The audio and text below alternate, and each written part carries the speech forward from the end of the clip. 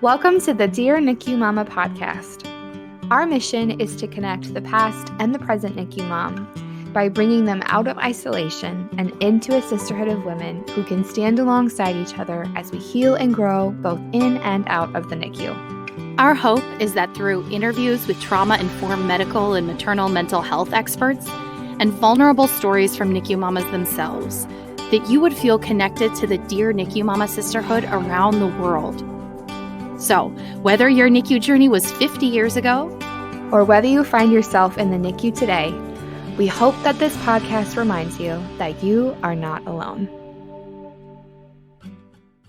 Hi, friends, and welcome back to the Dear NICU Mama podcast. It's your host, Martha and Ashley. Ashley. I'm going to see you in like 6 or 7 hours in can't person. Wait. I'm so I excited. can't wait. It's going to be so fun.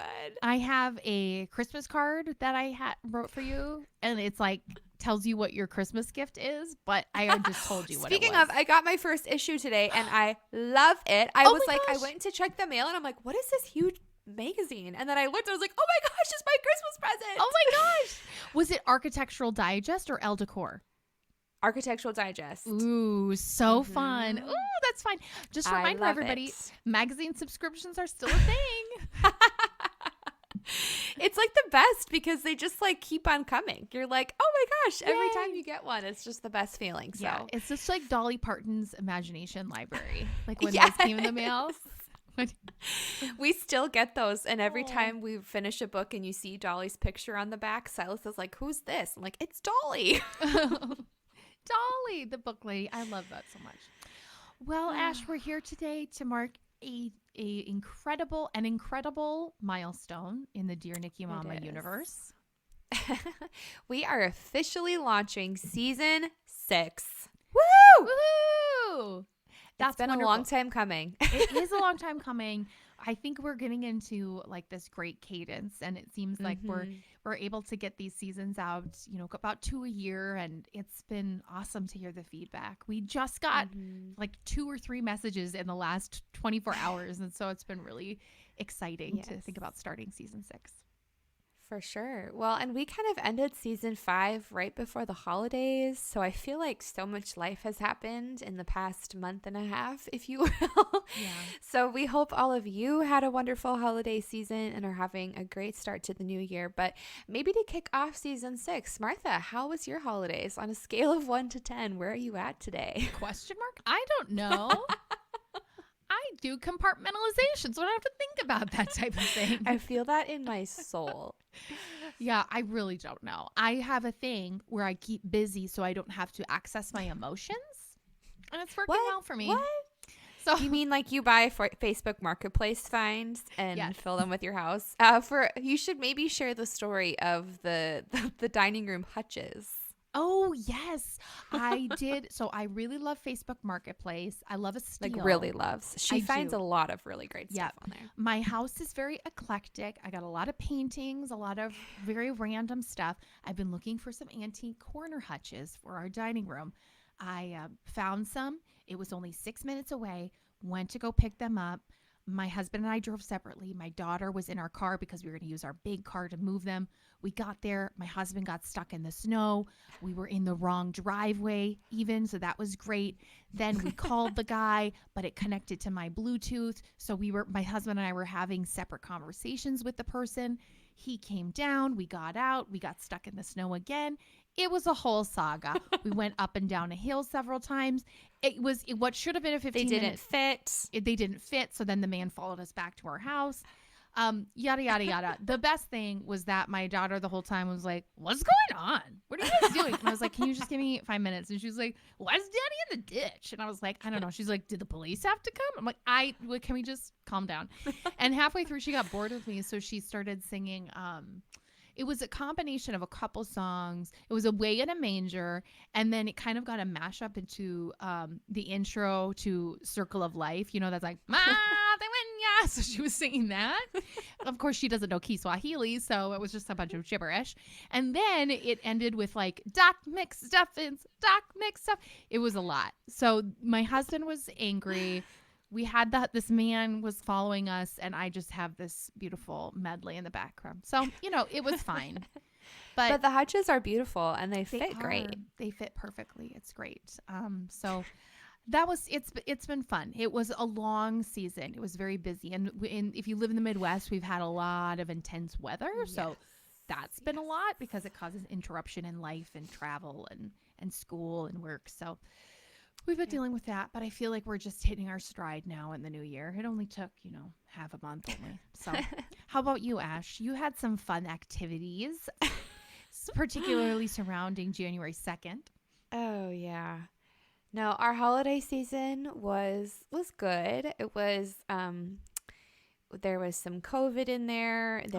I fell on the ice with Silas, walking into the grocery store and was basically out of commission for a while. There was like a small stomach bug in there.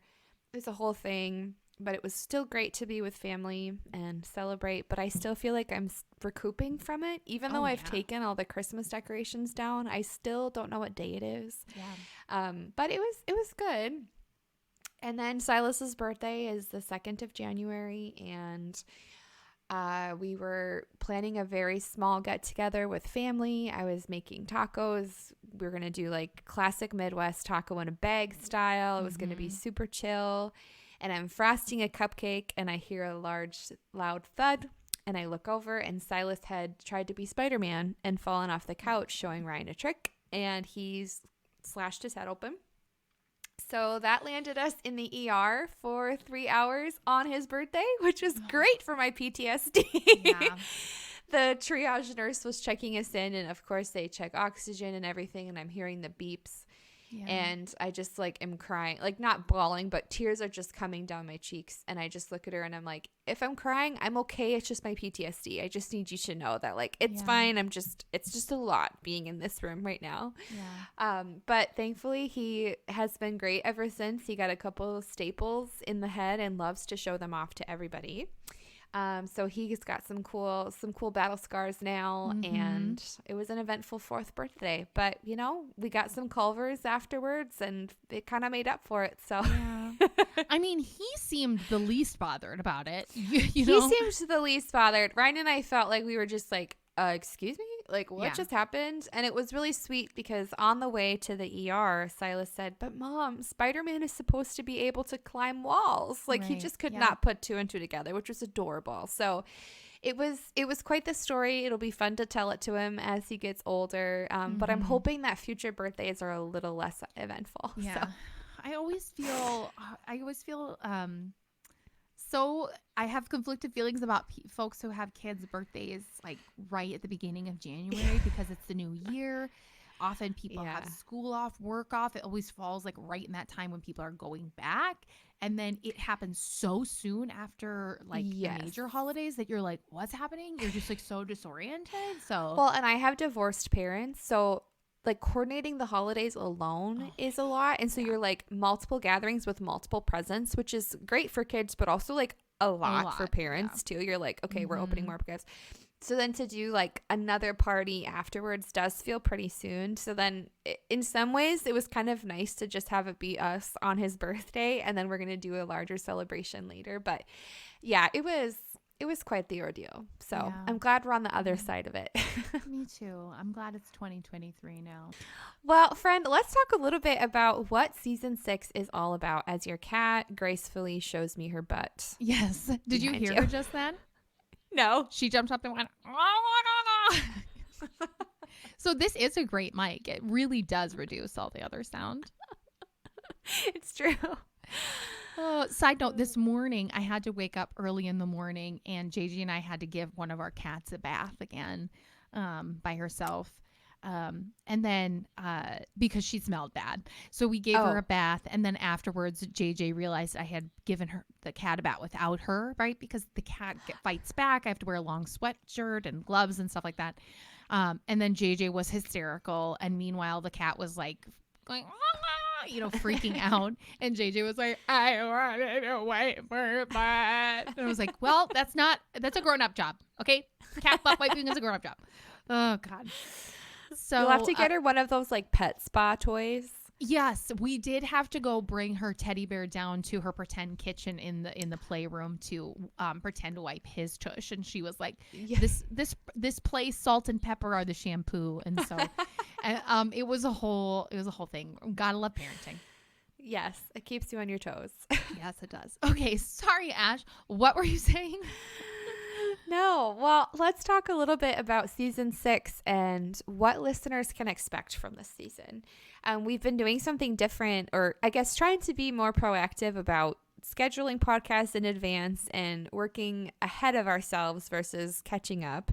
And so we've been working hard to already record many of the episodes that are coming up for season 6. And we're very excited about what is to come. So, Martha, what can listeners expect? Well, we've already recorded quite a few episodes, some, of course, with mamas and birth givers like those who listen, our audience members, and then some incredible specialists and experts.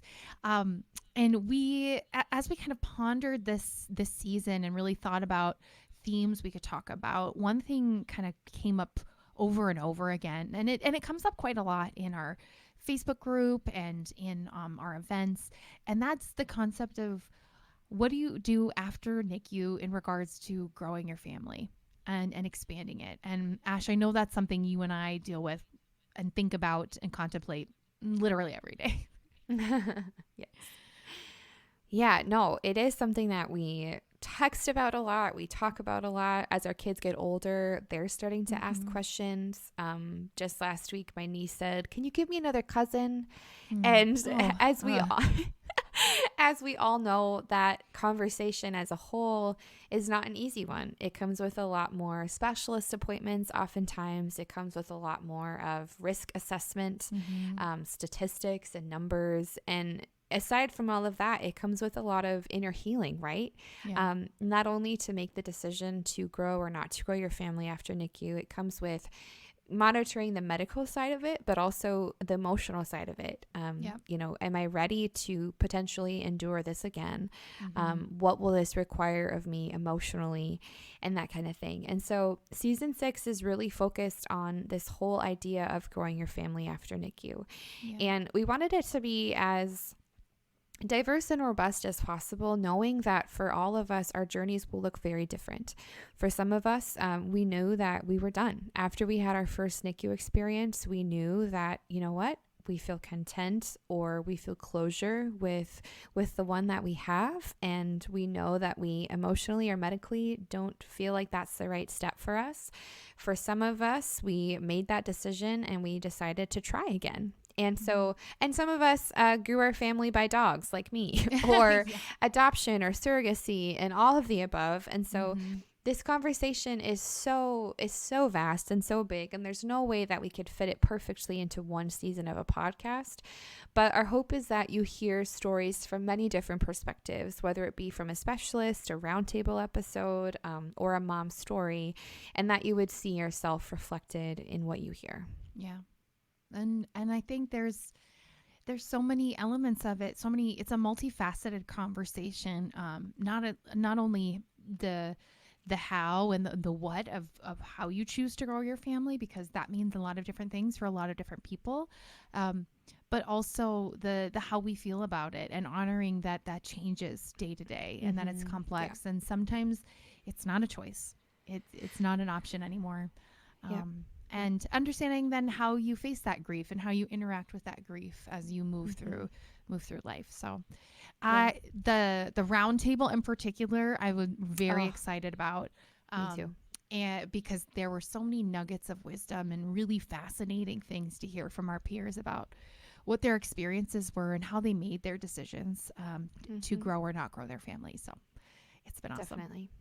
Yeah. One of the ones that we are excited to reshare are some episodes to come in the month of February, which are about sex and intimacy after NICU. Yes. And so even just the very conversation about intimacy and what feels like limit sex after NICU, the fears that we have, the apprehensions that we have. There's just it's so robust. And also this idea that, you know, the beauty of growing your family after NICU is that it doesn't always just mean pregnancy. So we have some perspectives coming up in the podcast where growing her family after NICU meant inheriting a softball team, essentially. Yeah. She became this almost like, what's the word? Not surrogate mom. Like a maternal role figure. model, maternal figure. Yep. Yes. And for her, it's a way to be maternal to these girls playing softball. And so it fills this part of her heart while also blessing the girls that she gets to coach and be a part of. And so we hope too that you just are reminded that this conversation is very vast and there's no right or wrong way to do it. And we also realize the complexity and the grief that comes with it. So we hope that throughout the episodes, you hear our gentle tone in it and really feel empowered to make the best decisions for your family. Yeah. Ooh, I'm so excited. Me too. We also have a really fun and exciting new episode that we're going to try the month of February. And so we're going to play that little ad right now. Are you looking for a creative way to honor your favorite NICU family while also supporting the mission of Dear NICU Mama? Then we've got you covered. This Valentine's season, you can participate in our virtual Valentine's Day telegrams. For just $25 per telegram, you can either send a voice memo or something in writing, and it can be read by our hosts of the Dear NICU Mama podcast to honor your favorite NICU mama and NICU families. With each purchase of a Dear NICU Mama telegram, not only are you donating to the mission and movement of Dear NICU Mama, but you will also receive a virtual Valentine's that you can send to your favorite NICU family that you are honoring. So on top of having a spot on the Dear NICU Mama podcast to honor your family, you'll also receive a Valentine's to make sure that they feel seen and heard this Valentine's Day. After your submission, make sure to tune in to the Dear NICU Mama podcast for a special Valentine's Day episode where we'll be featuring these Valentine's Day telegrams on February 14th. For more information on how to purchase and send a Dear NICU Mama Valentine's Day telegram, head to the link in our bio or dearnicumama.com/telegram. That was wild. That was just our voices talking about that incredible opportunity. I'm very excited. I can't wait to hear from the family and friends who love our community so much. Me too. Yes. So to find more details on how to purchase the telegram or to send it to family to do the telegram, we will have that link in our bio as well as on our website. So we would love to hear from you guys. And it's just a special way to give to the community and sisterhood of Dear NICU Mama, but also get to share a little bit about who you love in this NICU community. Well, cheers to season 6. We are so excited for what is to come. And as a preface too, if the conversation about growing your family after NICU, if you just don't feel ready to even entertain that thought, it's okay if you skip over episodes or if you pause and come back to episodes. Just a reminder that the beauty of this podcast is that you are in control. Our hope is that you feel permission to listen to your heart in the process. And so for many of us, this conversation really didn't begin until years after our NICU experience because healing takes time. Yeah. So just know that we love you. We see you in this journey. We honor the significance of your family building journey, and we're just so grateful to be a part of yours. So we will be back next week with our first kickoff, but thank you so much for being here, and we love you guys. Thank you so much for listening to this week's episode of the Dear NICU Mama podcast. If you loved this episode, we'd be so grateful for a review on any of the podcast platforms. And we'd love to continue connecting with you via our social media pages or a private Facebook group. And ultimately, NICU Mama, welcome to the sisterhood.